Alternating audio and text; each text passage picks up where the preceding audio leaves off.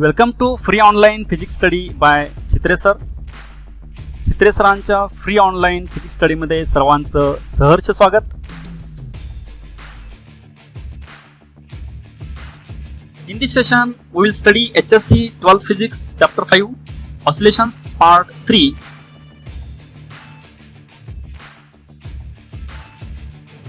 Next one is composition of two SHMs having same period and along the same path.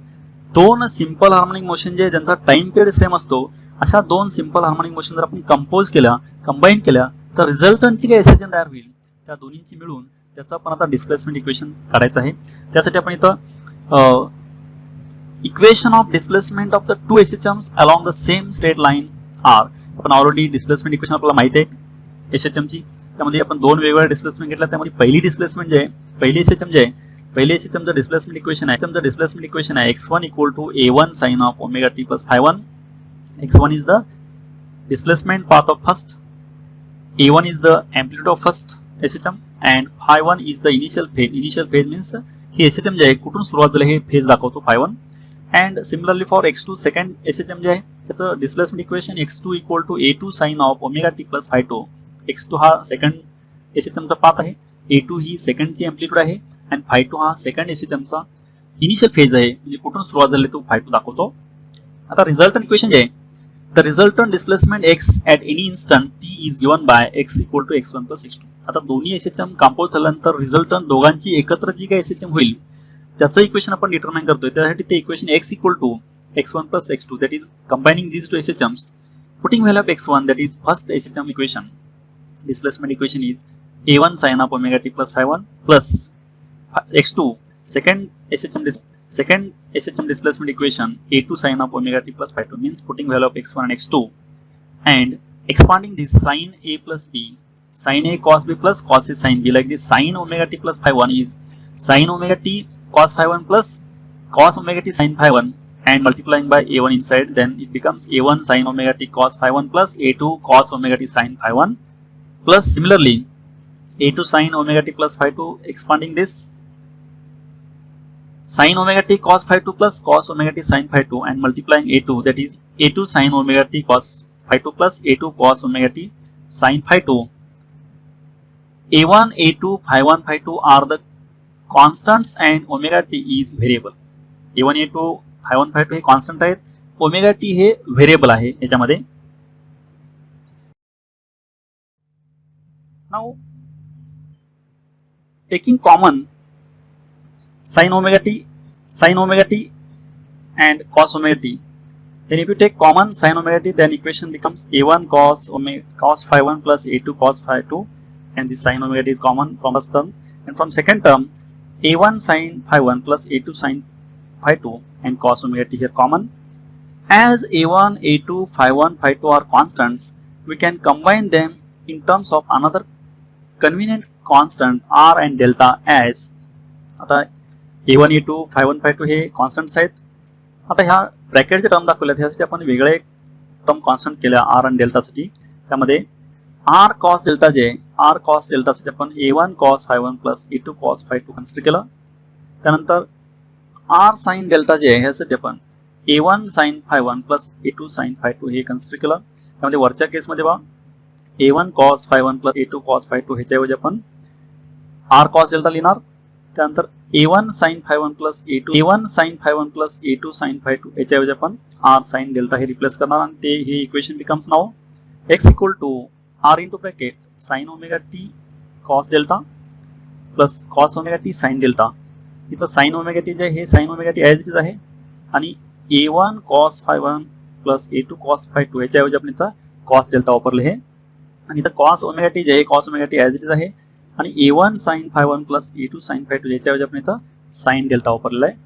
Then sin omega t cos delta plus cos omega t sin delta हे आपण reverse मध्ये sin of omega t plus delta असं लिहू शकतो. r इथं common घेतलेला आहे.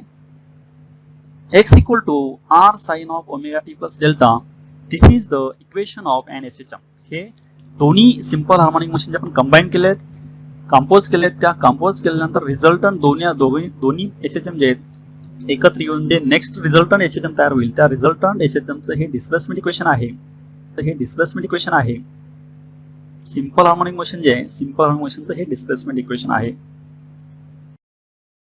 Resultant equation जे आहे resultant equation x equal to R sine omega t plus delta मध्ये आर ही रिझल्टंट एम्प्लिट्यूड आहे आणि डेल्टा हा रिझल्टंट फेज आहे. रिझल्टंट म्हणजे दोन्ही एसएचएम कंबाईन झाल्यानंतर दोन्ही टुगेदर जे एसएचएम करतील ते टुगेदर एसएचएमचा रिझल्टंट एम्प्लिट्यूड ए आर आणि फेज जे डेल्टा आहे त्यामध्ये रिझल्टंट एम्प्लिट्यूड आर व्हॅल्यू आपण आता डिटरमाइन करायची आहे.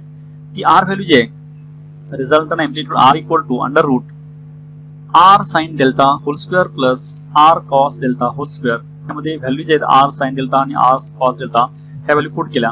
आर कॉस डेल्टा आहे a1 cos phi1 plus a2 cos phi2. R sine delta जे आहे a1 sine phi1 plus a2 sine phi2 हे आपण ऑलरेडी व्हॅल्यूज कन्सिडर केल्या आहेत. त्यामध्ये स्क्वेअरिंग अँड ऍडिंग म्हणजे left hand side square plus right hand side square plus right hand side square left hand side square plus right hand side करून square केलं first आणि ते ऍड केले left hand side plus left hand side आणि right hand side plus right hand side केल्यानंतर आपल्याला final expression जे मिळालेलं आहे हे R square equal to a1 square plus a2 square plus 2a1 a2 cos phi1 minus phi2 म्हणजे squaring and adding केल्यानंतर आपल्याला रिझल्ट इक्वेशन हे मिळालं. Taking square root on both side दोन्ही साइडचं स्क्वेअर रूट घेतल्यानंतर R equal to under root a1 square plus a2 square plus 2a1 a2 cos phi1 minus phi2 हे आपल्याला रिझल्टंट एम्प्लिट्यूड जे दोन्ही एसएचएम कंबाईन झाल्यानंतर ज्याची दोघांची मिळून जे एम्प्लिट्यूड असेल ती एम्प्लिट्यूड आपण ह्या आर ह्या इक्वेशन म्हणून काढतो. त्यामध्ये ही एम्प्लिट्यूड जे पहिल्याचे एम्प्लिट्यूड a1 याच्यावर डिपेंड आहे दुसऱ्याचे एम्प्लिट्यूड एसएचएम ची a2 पहिल्याचे एम्प्लिट्यूड दुसऱ्याचे एम्प्लिट्यूड आणि दोन्हीचा जे फेज आहे phi1 phi2 ह्या सर्व व्हॅल्यूवरती रिझल्टंट एम्प्लिट्यूड जे आर डिपेंड असते. रिझल्टंट मीन्स कॉम्बिनेशन एसएचएम ची.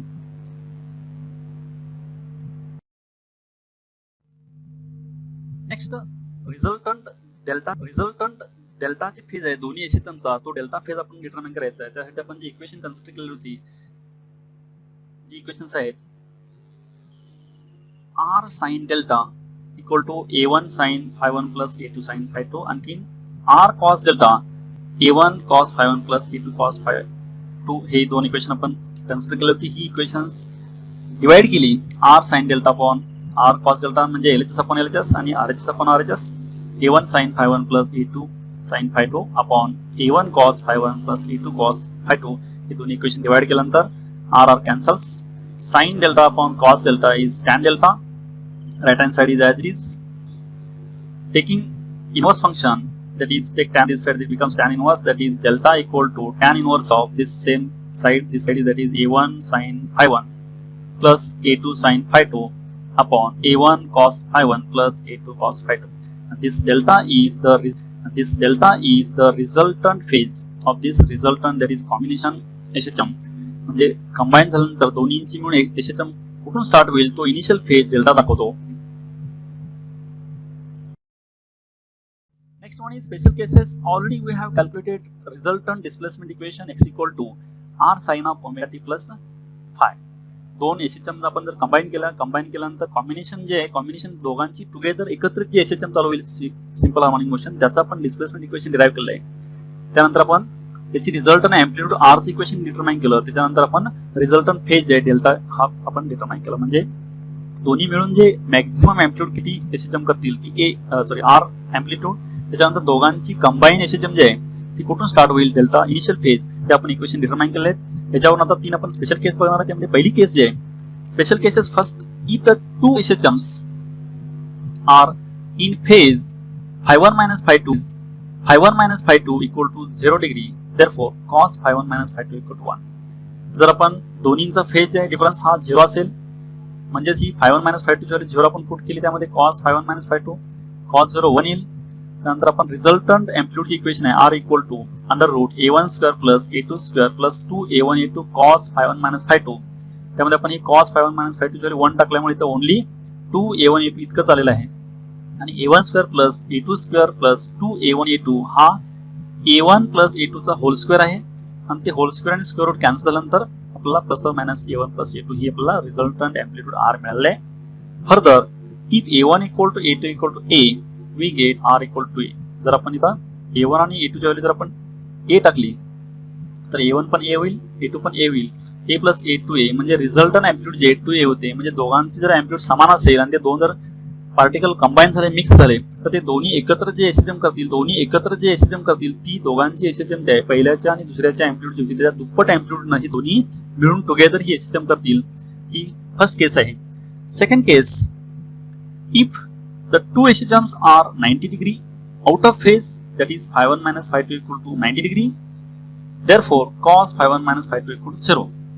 जर आपण इथं phi1 minus phi2 जर 90 असेल, जे दोन्ही आउट ऑफ फेज जर एसएचएम करत असतील, तर त्यावेळी हे cos phi1 minus phi2 0 येतं, कारण cos 90 0 येतं, आणि ही व्हॅल्यू आपण जर पुट केली रिझल्टंट अँप्लिट्यूड मध्ये r equal to under root a1 square plus a2 square plus 2a1 a2 cos phi1 minus phi2, but cos phi1 minus phi2 equal to 0. Hence, therefore, this multiplying to a1 a2 again it becomes 0. That is remaining terms only a1 square plus a2 square only under root. Further, if a1 equal to a2 equal to a, we have r equal to under root 2a. जर आपण a1 ची value पण a घेतली, a2 ची value पण a घेतली, a square plus a square 2a square होतं plus a square 2a square होतं, आणि स्क्वेअर रूट घेतल्यामुळे रूट 2 चं रूट स्क्वेअर रूट मध्ये आलं आणि a स्क्वेअर चं स्क्वेअर रूट a आलं. त्यामुळे r equal to under root 2a ही रिझल्टंट अँप्लिट्यूड होती. म्हणजे दोन्ही जर पार्टिकल जे आहेत हे वेगवेगळ्या डायरेक्शन मध्ये जर मूव्ह झाले, एसएचएम केले, आउट ऑफ फेज घेतले, तर त्यावेळी रिझल्टंट अँप्लिट्यूड जे येते ही रूट 2a येते. Second case. Third case, if the two SHMs are 180 degree out of phase, that is phi1 minus phi2 equal to 180, therefore cos phi1 minus phi2 equal to -1. जर दोन्ही particle जे आहेत हे out of phase म्हणजे 180 डिग्रीनं जर SHM करायला लागले, तर म्हणजेच काय, दोन्ही पार्टिकल्स, फर्स्ट पार्टिकल एका एक्स्ट्रीमला आहे, दुसरा पार्टिकल दुसऱ्या एक्स्ट्रीमला आहे, दोन्ही पार्टिकल्स दोन्ही साइडनं मोशन स्टार्ट केले आणि मिक्स झाले, तर रिझल्टंट अँप्लिट्यूड जे आहे r equal to under root a1 square plus a2 square minus 2a1 a2 cos phi1 minus phi2. But here cos phi1 minus phi2 is -1, hence this becomes minus 2a1 a2. But this a1 square plus a2 square minus 2a1 a2, this is the a1 minus a2 whole square. If this a1 minus a2 whole square and under root cancels, then resultant r equal to a1 minus a2 only. Further, if a1 equal to a2 equal to a, we get r equal to 0. जर दोन्हींचे amplitude समान असतील, a1 पण a असेल, a2 पण a असेल, तर a minus a 0 येतं, resultant amplitude 0. म्हणजेच काय, दोन्ही एसएचएम जे आहेत कंबाईन झाल्यानंतर रिझल्टंट अँप्लिट्यूड 0 होते, म्हणजे पुढे एसएचएम होत नाही, अँप्लिट्यूड 0 झाले म्हणजे दोन्ही एसएचएम दोन्ही पार्टिकल स्टॉप झाले. म्हणजेच काय, एका एक्स्ट्रीमला निगेटिव्ह एक्स्ट्रीमला, दुसरा पॉझिटिव्ह एक्स्ट्रीमला असेल, दोन्ही एकत्र आले, कंबाईन आले, कोलाइड आले, इम्पॅक्ट झाल्यानंतर रिझल्टंट अँप्लिट्यूड 0 होते. This is a third case. Next one is energy of particle performing SHM. त्याच्यामध्ये आपण जो पार्टिकल दोन एक्स्ट्रीम पोझिशन मध्ये सिंपल हार्मोनिक मोशन करतो त्याची आपण एनर्जी काढायची आहे. त्यामध्ये kinetic energy, potential energy, total energy. हा पार्टिकल आहे, हा पार्टिकल दोन एक्स्ट्रीम पोझिशन मध्ये एसएचएम करतोय. त्यामध्ये consider a particle of mass m performing a linear SHM along the path mn about the mean position o at a given instant. Let the particle be at p at a distance x from o. हा एक particle आहे मी, आणि हा m आणि n जे आहे हा दोन एक्स्ट्रीम पोझिशन, ही m पोझिशन आहे, ही n पोझिशन आहे. ह्या दोन एक्स्ट्रीम पोझिशन, या दोन एक्स्ट्रीम पोझिशन मध्ये particle to and fro motion, linear simple harmonic motion करतोय. o ही जे आहे ही मीन पोझिशन आहे, आणि p is the position of particle at any instant of time. कुठल्याही एका क्षणाला आपण जर बघितलं तर त्या क्षणाला पार्टिकल p आहे, आणि ह्या p पासून मीन पर्यंत अंतर जे आहे हे डिस्प्लेस अंतर जे आहे हे डिस्प्लेसमेंट x असतं. Okay, now the same is shown in this animation. This particle is performing linear simple harmonic motion between these two extreme positions, and this is mean position. Now already calculated velocity of the particle in SHM is given by, पण दोन वेगवेगळ्या केस मध्ये आपण velocity equation calculate केलं होतं. त्यामध्ये first आहे v equal to omega under root a square minus x square, and another one is a omega cos omega t plus phi. हे पण दोन velocity इक्वेशन्स आपण ऑलरेडी कॅल्क्युलेट केले आहेत.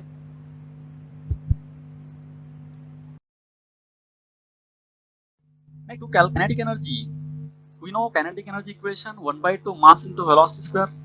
Hence kinetic energy of this particle performing linear simple harmonic motion. आपण दोन वेगवेगळ्या पद्धतीने ही kinetic energy काढायची आहे.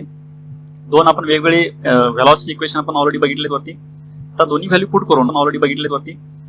व्हॅल्यू पुट करून thus the kinetic energy Ek equal to 1 by 2 mass into velocity square, and putting velocity, its velocity is omega square in bracket a square minus x square bracket complete. This is velocity value putting, and this m omega is nothing but k, hence half into k into bracket a square minus x square. This is the kinetic energy Ek, one form.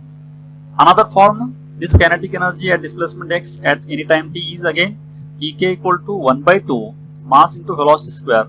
Again another form of velocity equation is a omega cos omega t, then squaring a square omega square cos square omega t plus phi. This is putting value of velocity. Then this m omega square is nothing but k. This a square is as it is, and cos square omega t plus phi also as it is. This is another form of kinetic energy. This is the equation to calculate kinetic energy at any time t and displacement x. म्हणजे आपण त्यामध्ये small t value जर put केली any time at that time, what is the kinetic energy of that particle performing a system, that we can calculate here using this equation. The external work done dW during this displacement is, आता to calculate potential energy, आपण potential energy काढण्यासाठी first आपण इथं work done काढायचं आहे. The external work done dW during this displacement is, आता आपण हे पार्टिकल जे डिस्प्लेसमेंट करतोय त्या पार्टिकल डिस्प्लेसमेंट साठी त्याच्यावरती झालेलं वर्क डन जे आहे हे dW work done is equal to force into displacement.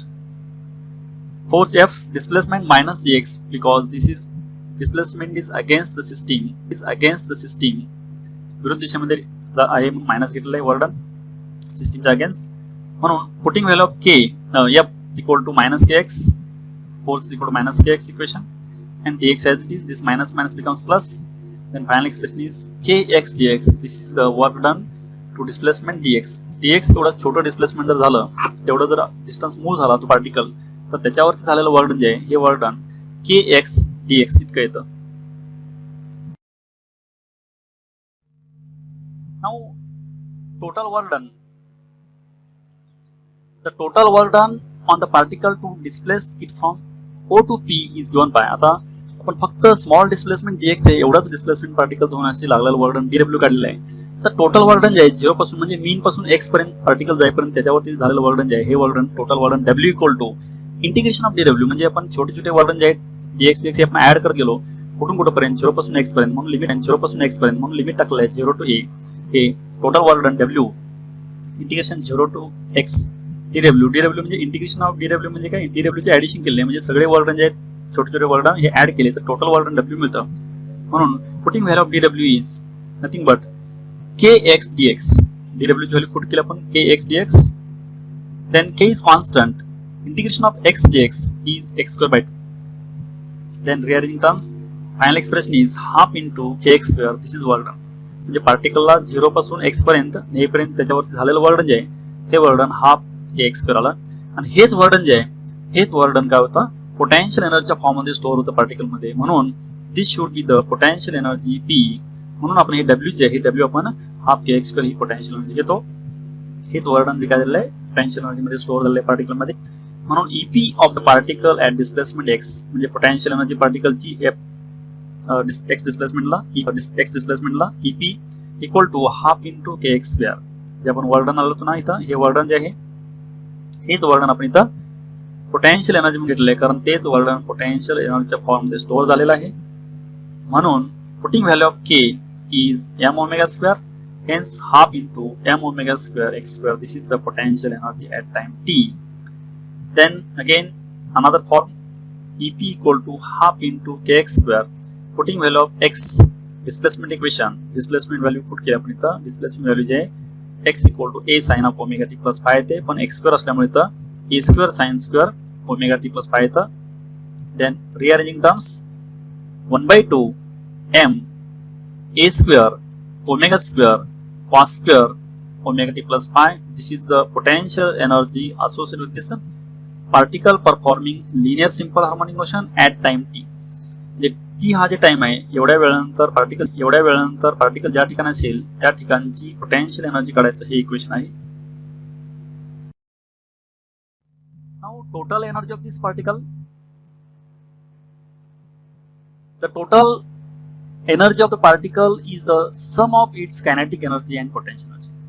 आता आपण separately kinetic energy separately potential energy find out केली. जो पार्टिकल एचएचएम करतो त्याची टोटल एनर्जी जी आहे, टोटल एनर्जी ई ही त्याची कायनेटिक एनर्जी ई के प्लस त्याची पोटेन्शियल एनर्जी ई पी, ह्या दोन्ही ऍडिशन केल्यानंतर आपल्याला टोटल एनर्जी मिळते. म्हणून आपण त्या दोन्हीची व्हॅल्यूज पुट केल्या कायनेटिक एनर्जी आणि पोटेन्शियल एनर्जीच्या. तर कायनेटिक एनर्जी व्हॅल्यू आहे half into m omega square in bracket a square minus x square ही कायनेटिक एनर्जी व्हॅल्यू आहे, plus potential energy 1/2 m omega square x square ही potential energy value आहे. याच्यामध्ये m omega square आपण common घेतलं, then equation becomes half into m omega square a square. Then this m omega square is nothing but k, omega square is nothing but k, m omega square ज्यावेळी आपण k put केलं त्यानंतर ही value झाली half k square. This is the potential energy. Again we know this at maximum, that is extreme position, at mean position kinetic energy maximum, potential 0, hence only half into m v max square is equal to total energy.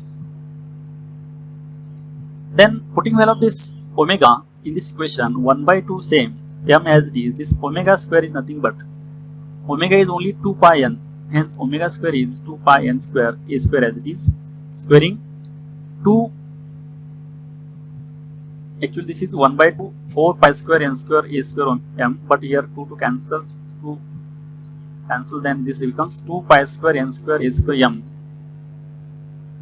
Then this n is nothing but 1/t square, n is nothing but 1 by n square is nothing but n 1/t square, hence this becomes 2 pi square m a square as it is, and instead of n square this is 1/t square. Then this is a energy in another form 2 pi square m a square by t square. This is the total energy associated with this particle at any position in simple harmonic motion. तर ही particle ची total energy आहे at any position.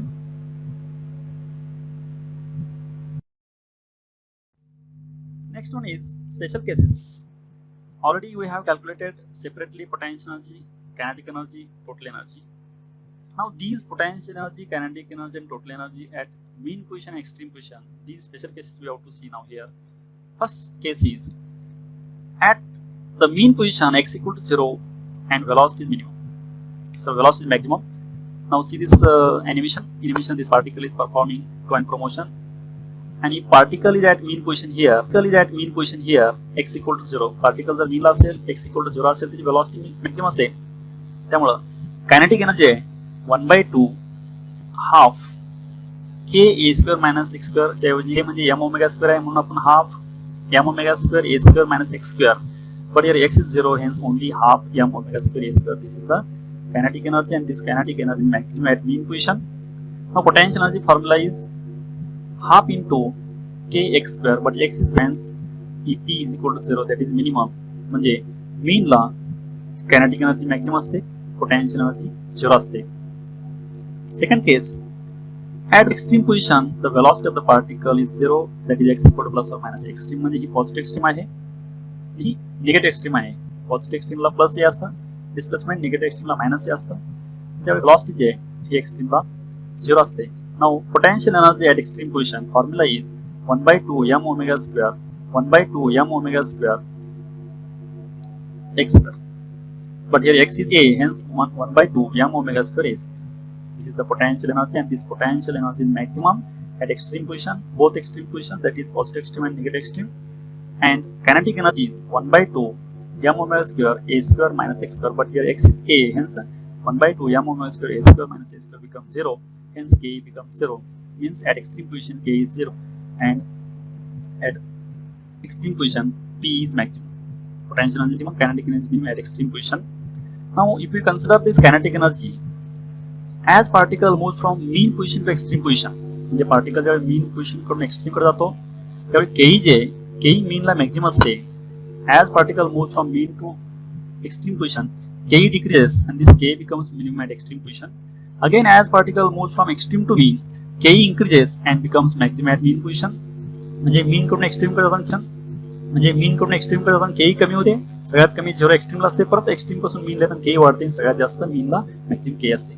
Now potential energy आपण जर बघितली तर potential energy मीनला आहे, मीनला एक्स्ट्रीमला potential energy आहे ही potential energy maximum असते, एक्स्ट्रीमला मीनला 0 असते. म्हणजे पार्टिकल जसा मीन पासून एक्स्ट्रीम कडे जाईल तसं पार्टिकलची पोटेन्शियल एनर्जी वाढते, एक्स्ट्रीमला मॅक्झिमम होते, परत पार्टिकल एक्स्ट्रीम पासून मीनला येते पोटेन्शियल एनर्जी कमी होते आणि मीनला नंतर पोटेन्शियल एनर्जी 0 असते.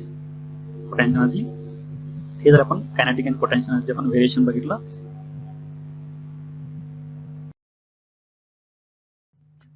Next our third case if K equal to P. ज्या ठिकाणी के इक्वल टू पी असते त्यावेळी डिस्प्लेसमेंट किती आहे ते आपण काढायचं. म्हणजे कोणत्या डिस्प्लेसमेंटला मीन पोझिशन पासून किती अंतरावरती गेल्यानंतर के आणि पी समान असतात ते बघायचं आहे. आपण केईचं इक्वेशन हे आणि पीचं इक्वेशन जे आहे दोन्ही इक्वेशन इक्वेट केली, rearranging terms equation equate केली, rearranging terms and solving for x, then x becomes plus or minus a by root 2. म्हणजे x ची व्हॅल्यू ज्यावेळी a by root 2 इतकी असते त्यावेळी ke equal to p असते. Thus at x equal to plus or minus a by root 2 the ke equal to p that is e by 2 for a particle performing linear system. म्हणजे total energy जे आहे त्या total एनर्जीचा half असते ke equal to p. Fourth case at x equal to plus or minus a by 2 म्हणजे amplitude जे आहे एम्प्लिट्यूडचे half displacement ज्यावेळी असेल त्यावेळी पी जे आहे ही P half into K X square that is putting value of this X 1/4 1/2 K X square that is E by 4 म्हणजे K equal to 3 into P. म्हणजे ज्यावेळी डिस्प्लेसमेंट जे आहे एम्प्लिट्यूडच्या हाफ असतं त्यावेळी पोटेन्शियल एनर्जी आहे ही पोटेन्शियल एनर्जी टोटल एनर्जीच्या 1/4 असते आणि के जे आहे के ही 3 टाइम्स पी असते. This is fourth case. K equal to 3 times P.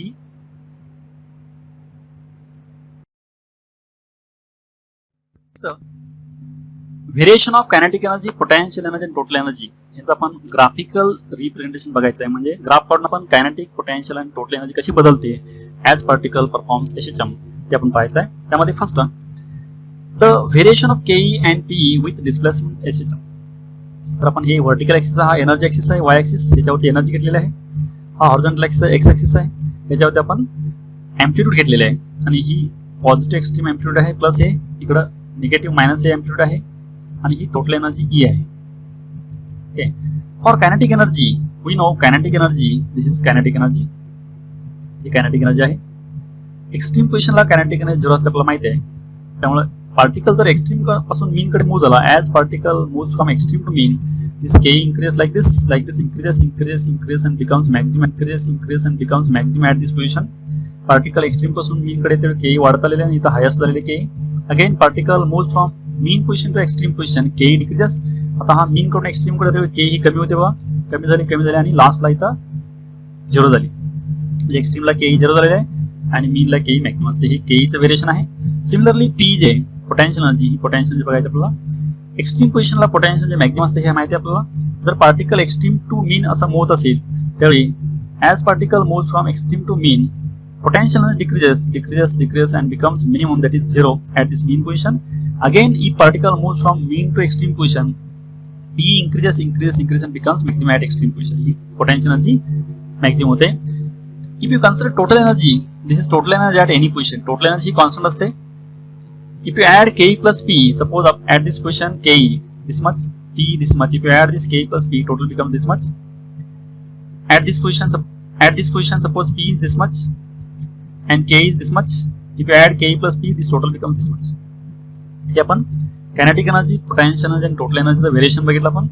आणि हे दोन पोझिशन जे आहे तिथं ही के इक्वल पी असते इथं या ठिकाणी आणि इकडल्या साईडला पण के इक्वल पी असते आणि त्यावेळेचं डिस्प्लेसमेंट जे असतं एक्स हे a by root 2 असतं इकडल्या साईडला आणि इकडे मायनस a by root असतं displacement. Means at displacement a by root 2 ke becomes p. Now this same ke p variation by animation मध्ये आपण ही ke p कसं व्हेरिएशन बघायचं आहे. सिंपल पेंडुलम आहे. सिंपल पेंडुलम हा ऑसिलेशन होत आहे म्हणजे दोन एक्स्ट्रीम पोझिशन मध्ये टू एंड मोशन करतो त्यावेळी त्याची के पी कशी बदलते बट टोटल रिमेन्स कॉन्स्टंट. त्यामध्ये ही ग्रीन जे आहे ही ग्रीन पोटेन्शियल एनर्जी आहे, हे रेड जे आहे ही कायनेटिक एनर्जी आहे आणि हिंग जी आहे ही टोटल एनर्जी. म्हणजे केई कमी झाली पी वाढते, पी कमी झाली के वाढते, but total remains constant. But total पण कमी, total remains constant. But total पण कमी कधी होते, हे अँप्लिट्यूड जे आहे ऑसिलेशनची कमी कमी व्हाली तर पी टोटल एनर्जी कमी होते. But total energy equal to K plus P, दोन्हीच्या ऍडिशन टोटल एनर्जी येते. हे ज्यामध्ये आपण दाखवलेलं आहे.